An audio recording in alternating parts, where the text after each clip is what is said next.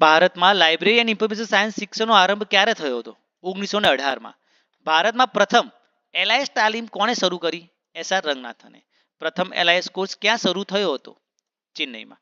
Library શિક્ષણ માટે SR રંગનાથનના યોગદાન માટે તેઓને શું કહેવામાં આવે છે? Father of Indian library movement. હાલમાં એલઆઈએસ શિક્ષણ માટે કઈ કક્ષાએ અભ્યાસ આપવામાં આવે છે?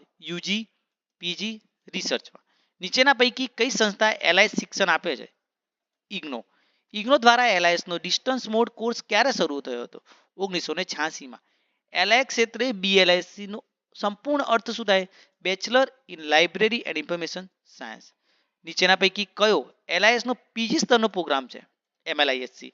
એલઆઈએસની શિક્ષણ માટે નેટ પરીક્ષા કોણ લે છે? એનટીએ. એલઆઈએસ શિસ્ત કઈ કક્ષાની ગણાય? Applied science. એલઆઈએસ શિક્ષણમાં પ્રોજેક્ટ આવૃત્ત થાય છે પીજી લેવલ પર. લાઇબ્રેરી સાયન્સ માટે ભારતની સૌથી જૂની યુનિવર્સિટી કઈ છે? મદ્રાસ યુનિવર્સિટી. લાઇબ્રેરી શિક્ષણ માટે યુજીસી કઈ પરીક્ષા દ્વારા ફેકલ્ટી પસંદ કરે છે? નેટ. ભારતમાં એલઆઈએસ રિસર્ચ માટે પીએચડી કાર્યક્રમ શરૂ કરવાનો સમય કયો? 1958. નીચેના પૈકી કઈ યુનિવર્સિટીમાં એલઆઈએસમાં પીએચડી કાર્યક્રમ આપે છે? ઇગ્નો. એલઆઈએસ શિક્ષણ માટે સૌથી વધુ ડિસ્ટન્સ મોડ કોના કારણે શક્ય બન્યું છે? ઇગ્નો. એલઆઈએસ શિક્ષણમાં ક્રમશઃ કયા સ્તરો છે? બિલીફ, એમલીફ તથા પીએચડી. એલઆઈએસ કોર્સમાં કઈ ક્ષમતા મહત્વપૂર્ણ માનવામાં આવે છે?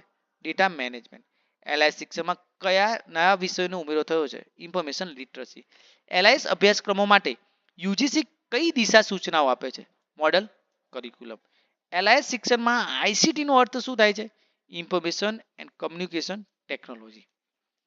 એલઆઈએસ ડિસ્ટન્સ એજ્યુકેશન માટે સૌથી વધુ નોંધણી કઈ યુનિવર્સિટીમાં થાય છે? ઇગ્નો. એલઆઈએસ માટે કોલેજ અને યુનિવર્સિટીમાં શિક્ષણ કાર્ય કોણ સંચાલિત કરે છે? Faculty member. એલઆઈએસ કોર્સમાં ક્લાસિફિકેશનનો અભ્યાસ શાના માટે થાય છે? ડોક્યુમેન્ટના અરેન્જમેન્ટ માટે.